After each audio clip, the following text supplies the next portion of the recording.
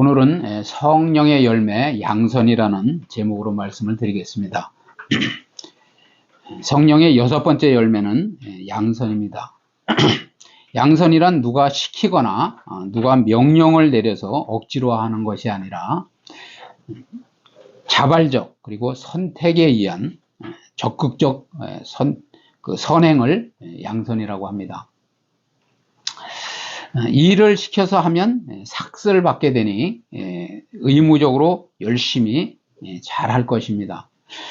하지만 자발적으로 하면 창조적이 된다라는 거죠. 그죠? 그래서 생명력이 있으며 아름답게 한다는 것입니다. 그러므로 시켜서 하는 일하고 기뻐서 하는 일하고의 차이점이 있다라는 거죠.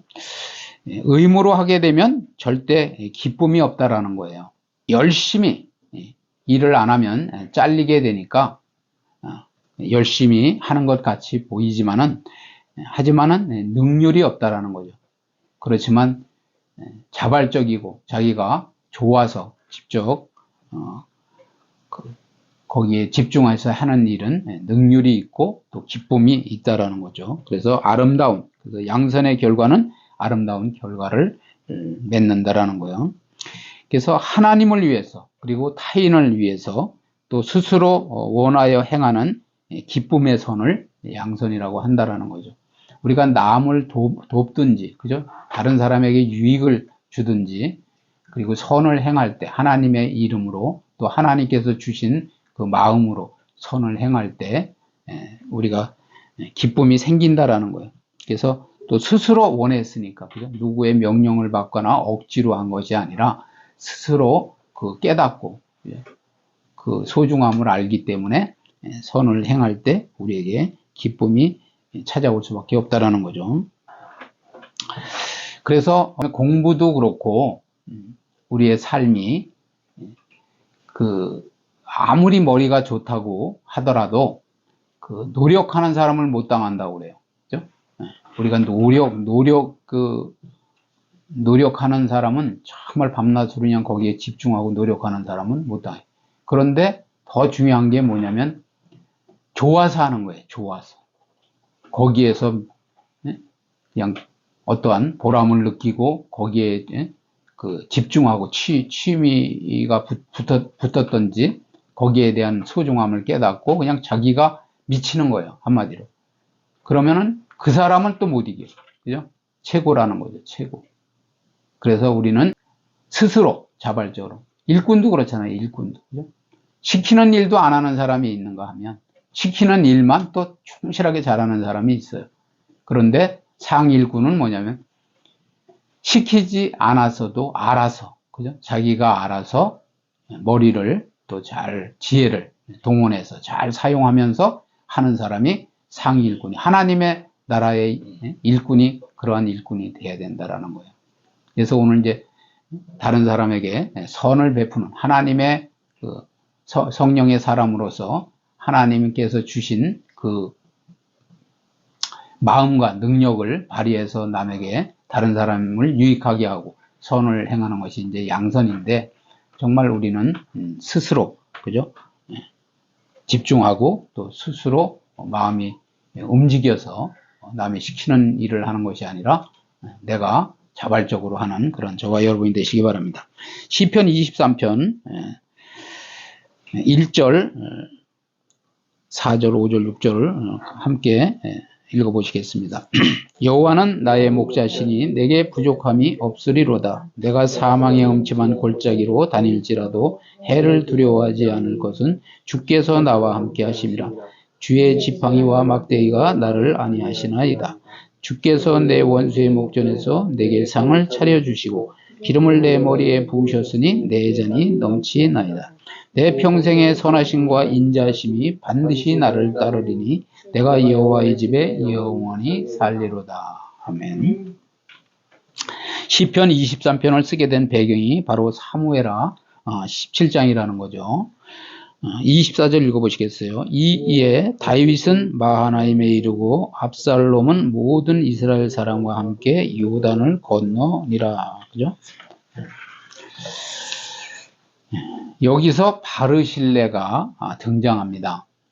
다윗이 자신의 충실한 부하 장군 우리아의 아내 밧세바를 간음합니다. 그리고 그 죄를 숨기려고 밧세바의 남편 우리아를 또 죽이고 남의 가정을 파괴하였다라는 거죠. 그런데 이 밧세바가 임신을 해서 배가 부를 때까지 죄를 보면서도 회개하지 않았다라는 거예요. 그래서 선지자 나단이 와서 죄를 지목합니다. 그때부터 하나님의 징계가 왔다라는 거죠. 그죠? 오고 있다라는 거예요. 그래서 다윗의 큰아들 암논이 또 이복 동생인 다말을 간음했다라는 거죠. 그죠? 이복 동생. 한 그 아들 딸이지만은, 한 아버지의 아들 딸이지만은, 이제 어머니가 다른 그 누이 동생을 간음을 한 거예요. 그런 일이 벌어졌고, 그리고 또 셋째 아들 압살롬이 백성들을 선동하여서 아버지의 예루살렘 성을 침공한다라는 거죠. 그리고 다윗은 급하게 피신을 하였다라는 거예요. 많은 이스라엘 백성들은 아들 압살롬의 권력에 붙어서 아부할 때에 다윗은 주위에 몇 사람밖에 없다라는 거죠. 모두 압살롬에게 붙은 거예요. 다 사람들이. 그래서 모두가 다윗 왕을 다 버리는 어려운 위기 속에 바르실레가, 오늘 나오는 바르실레가 다윗을 돕는데 처음에는 침상을 준비했다는 거예요. 침상. 그죠? 도망가는 신세니까 들에서 자야 되고 이제 이런 상태인데 침상을 준비했고, 당신이 지금 쫓김을 당하지만 당신은 왕이 아니냐는 거예요. 그러니까 이 들판에서 찬 이슬을 맞고 땅바닥에서 잠을 자게 할 수 없다는 것이라는 거죠. 그래서 그 침상을 준비했고, 두 번째는 대야를 준비했다는 거예요. 대야. 그죠? 그래서 당신이 쫓김을 당해 초라하지만 당신은 왕이라는 거죠. 왕. 그래서 얼굴을 닦을 수 있도록 물을 준비한 거라는 거죠.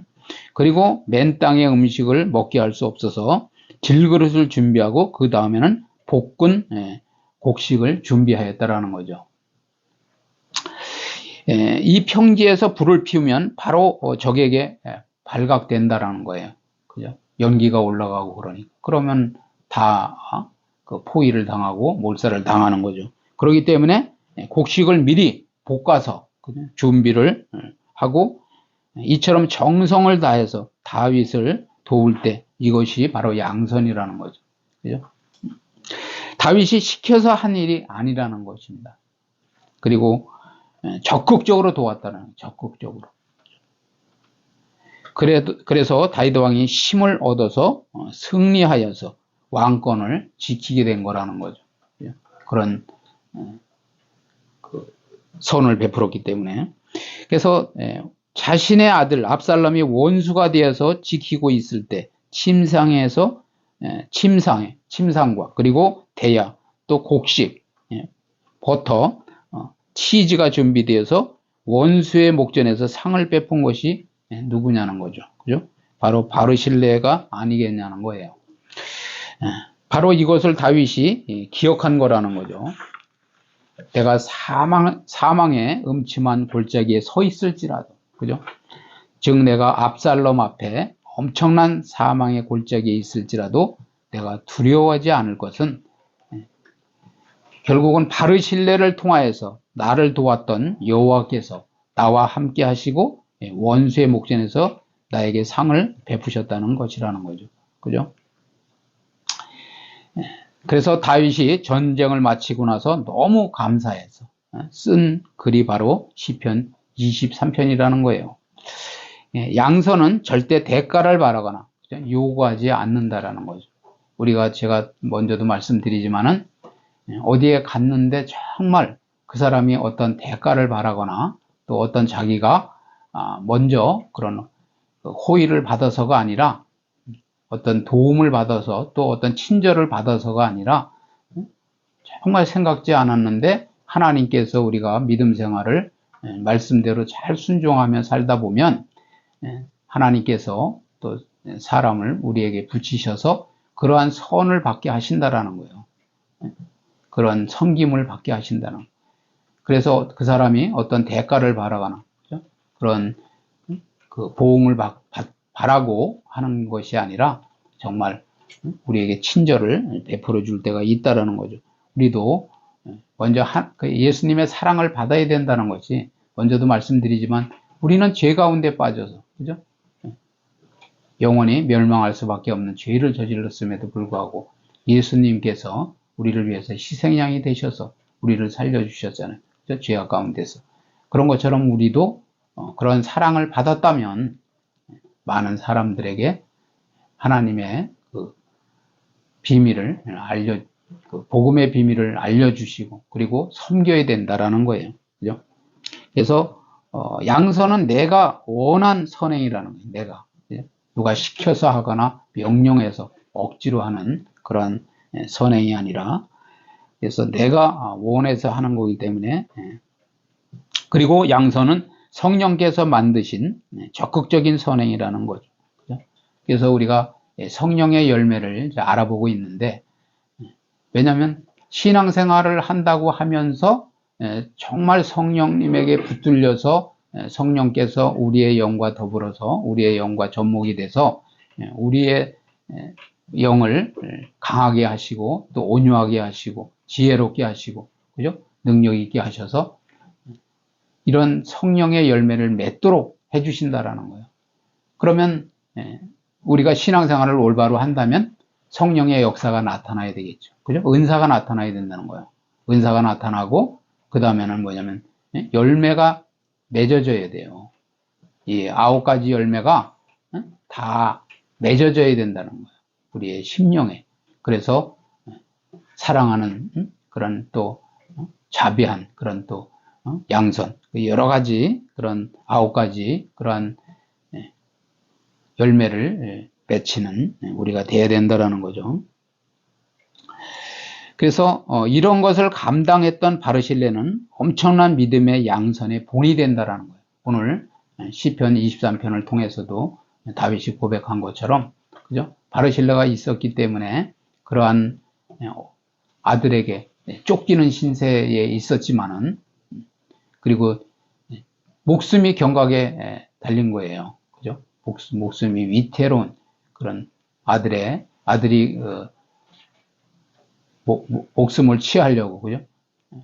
목을 취하려고 달려들고 쫓는 그런 상황 속에서도 바르실레가 그렇게 침상과, 그죠? 여러 가지 곡식과 또 볶은 곡식과 여러 가지 왕으로 섬겨 주었기 때문에, 그죠?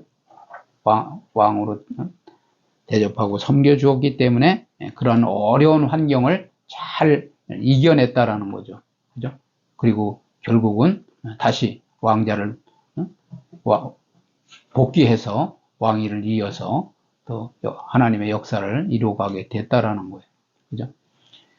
우리도 그렇다라는 거죠. 우리도 정말 이 세상을 살아가면서 하나님의 비밀을 몰라서, 또 때로는 사단의 올무에 걸려서 멸망을 당하고, 또 도적질을 당하고, 그죠? 죽임을 당할 그러한 운명에 있을 때 우리가 그런 사람들을 잘 관찰하고, 그리고 선한 그런 또 스스로 내가 자원해서 그런 마음이 우러나와서, 그죠? 누가 시켜서 하는 것이 아니라 주변 사람들을 잘 주변 사람들에게 선을 행하는 거예요. 하나님의 사랑을 베푸는 거죠. 하나님께 받은 사랑을. 그죠? 그러다 보면 그 사람들도 이제 살아나는 거죠. 그래서 이 바르실레가 우리에게 보인 그 믿음의 양선의 본을 보였는데, 우리도 그러한 복된 삶을 살아야 된다는 거죠. 그래서 성령을 바르게 경험해야 된다는 거예요. 성령님이 우리 안에 강하게 임재하시고, 그리고 우리를 이끌어 가신다면, 그죠? 우리가 그 성품이 바뀌고 속성이 바뀌고, 그죠? 그리고 우리에게 여러 가지 성령의 열매가 나타난다는 거죠. 그래서 우리가 대가를 바라거나 보상을 바라지 않는 자발적이고 적극적인, 그죠? 그런 양선의 삶을 사시는 역사가 있기를 주님의 이름으로 축원을 드립니다. 아멘.